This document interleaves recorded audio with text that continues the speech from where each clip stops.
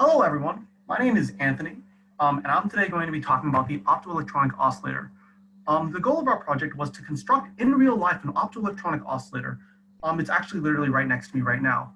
And let's just get into the circuit diagram for me to talk about what it is. So what we have first is our oscillator is comprised of three different parts. The first part is an optical element. We have an input voltage that determines whether a laser is going to be on or off, or somewhere in between. And it emits a coherent photons that are then picked up by the photoresistor, and then we take the output voltage. And as you can see on the right here, we have the input-output voltage. So we have the input voltage on the x-axis, the output voltage on the y-axis, and this is our optical nonlinearity. After that, the signal goes through an amplifier, and it goes into our electronic two-transistor circuit. In the literature, this is sometimes called a Mackey glass circuit, and this also comes with its own nonlinearity, as shown on the right. After that, the signal goes through an amplifier, through a low-pass filter, and then onto a Pyboard. And on this Pyboard, we implement a time delay and a variable gain, which I'll talk about a little bit later. And after that, the signal is then fed back on itself. As you can see, the system is in feedback. So why do we care about this? The reason is that this is a system with nonlinear elements that is connected in feedbacks. And systems like these are found in many, many different fields. You can actually find these fields all the way out to the financial market. It's very widespread that we find nonlinear feedback systems, especially with time delays. So that's why we're interested. So let's take a closer look at the Pyboard. So our timer frequency is 10 kilohertz, which means the sampling time is 0.1 milliseconds. This is basically the amount of time we are updating the system. On the Pyboard, we also coded a time delay with a circular buffer. This time delay is 100 milliseconds. So this basically means whenever the signal goes around in a loop, we hold on to the signal for 100 milliseconds before letting it go back. And lastly, we have our gain. So whenever the signal reaches the Pyboard, we multiply it by a certain number, and this is going to be our independent parameter. And by varying our gain, we're going to see a lot of interesting waveforms, which we'll get to later. And on the Pyboard, we actually reach a third nonlinearity, which is the modular nonlinearity. And it turns out that depending on the gain value, our calculated voltage output can actually exceed the Pyboard voltage, which is 3.3 volts. If this were to happen, as you can see on the right, the value will actually wrap back down to 0. So as you can see, the voltage increases all the way up to 3.3 volts, jumps back down and starts increasing again. So with these three graphs, we can combine them to construct the optoelectronic combined nonlinearity graph. So let's just break down where each part of this graph comes from. So to start off, we have the modular nonlinearity on the left. And this is what happens when the voltage just passes 3.3 volts and then immediately jumps down to 2.2 volts, 0 volts, sorry. And we find that the voltage has to quickly jump back up. Then we have this second section, which if you look on the left at this optical nonlinearity, let's see if I can do this. Yeah, so if you look at this optical nonlinearity, if you look at this line from 0 to 1.2 volts, we have a straight line. We see the same behavior on the combined nonlinearity as we expect. After that, let's read. A little bit of trouble. Hold on a second. Sorry.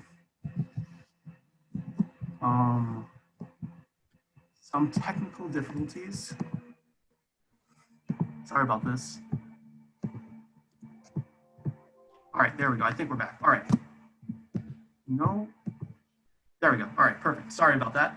So after that, if we look at an input voltage between 1.5 and 2.5 volts, let's look at the optical nonlinear curve. From 1.5 to 2.5 volts, we have an increase of approximately linear, not exactly, but close enough. And if you look at the electronic linearity at this point in time, we have a decrease in voltage. And that's what we see here. Lastly, past 2.5 volts, we're in this range up at the top corner, and we're going to expect a flat line. So now let's look at the time series. Let's look at some of the waveforms that depending on the gain. So as you can see, depending on the gain value, we get different waveforms. So starting at a gain of about 0.3, 0.33, we have a steady state, which basically means the voltage is constant. It's staying at a certain value. If we increase the gain maybe to 0.4, 0.5, we're going to start going into this periodic regimen. And we end up seeing the periodic measurement goes all the way up to a gain of 0.99. And you can see the voltage is switching between 0.32, something like that, and 1 volts. And it's very easy to predict what's happening because it's just switching between two voltages. If we increase the gain just a tad, we end up getting into this chaotic regimen. And the best way to explain that is to first explain what the differences between the graphs on the left and on the right are. So on the left, we have the Pyboard output. So remember from a couple slides ago, this is where we'll be able to see the modular nonlinearity. The output can go past 3.3 volts, and then it will ramp all the way back down to 0. So once our output were to increase to the point where we'll get past 3.3 volts, we're going to end up leaving the periodic regimen, start going to the quasi-periodic regimen, going to chaos. However, for the rest of the presentation, I'm going to be showing photoreceiver outputs graphs, which is on the right. As you can see, you can't directly see the modular nonlinearity, but that's what's causing the chaos. So, moving on. Oh, sorry. Yes. So the next question is, well, we want to determine what determines the period in the periodic form. So basically, how long is the voltage in one voltage, and what determines how often it's going to switch between two voltages? And to answer that question, we ended up finding that it was correlated with the time delay. We have the time delay on the x-axis, the period on the y-axis, and we find a very clean linear fit. And the slope is in fact 2. This means that the period is twice our time delay. So we can control our period and therefore our frequency of the system by controlling the time delay. So now let's move on to something a little more interesting. And this is this idea of frequency switching. So if you look at the time series here, it looks like that this signal is comprised of 2 different frequencies. We have frequency 1, which I labeled, which is around here, and we have frequency 2, which seems to be at a higher frequency. If we zoom in on this section of the graph, we can see that this part is also fairly periodic. So we see that this particular time series is comprised of 2 frequencies, one at about 4.14 hertz and the second one at about 12.6 hertz. So what's interesting is that these are not exact multiples of each other. 4.14 times 3 is not exactly 12.6, but it's close. So this gives us an idea that we're starting to enter this quasi-periodic stance. And this is interesting because it shows us an idea of what's happening on our journey from a periodic to a chaotic waveform.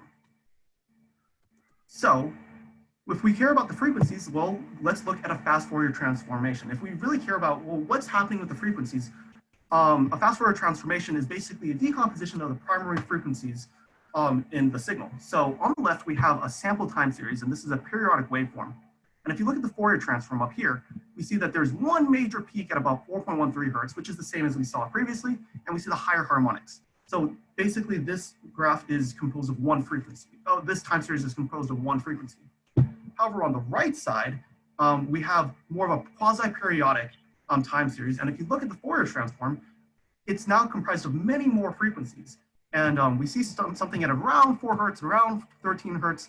So there's a little bit of stuff happening. So let's get a better idea of what's actually happening. And to do so, we constructed a phase-space dynamic reconstruction for different waveforms. And this is through a process called time delay embedding. So what we ended up having is we have our 3 waveforms, the periodic on the left, quasi-periodic, chaotic on the right. And what we have here is, if you look at the graph, you can see that there's just one ring, which basically means that when we're in the periodic waveform, everything's kind of working on one frequency, and it's periodic. However, if we increase our gain and we get to the quasi-periodic waveform, you gotta squint, you gotta look kind of hard at it. But there are 2 rings. There's one ring right here, and there's a second ring right here, and there's obviously some other stuff going on. But this is showing the signal kind of switching between 2 frequencies. And then on the right side, if we increase the gain just a tad bit more, we end up getting into this chaotic waveform. And as you can see, it's a much harder to pinpoint an exact pattern, but there's still some interesting behavior going on. So for future work, the first thing we would want to do is construct a numerical model of our optoelectronic oscillator. And the second thing we want to do is we want to construct a couple of bifurcation diagrams for varying the gain and time delay to get a better idea of what are the interesting behaviors is happening while the system is evolving. And as you can see below here, this is a picture of my setup that's literally right next to me. The lasers down here, there's some other interesting things. So thank you very much. I hope you learned something. If you have any questions, please come to my poster session and ask me. Have a wonderful day.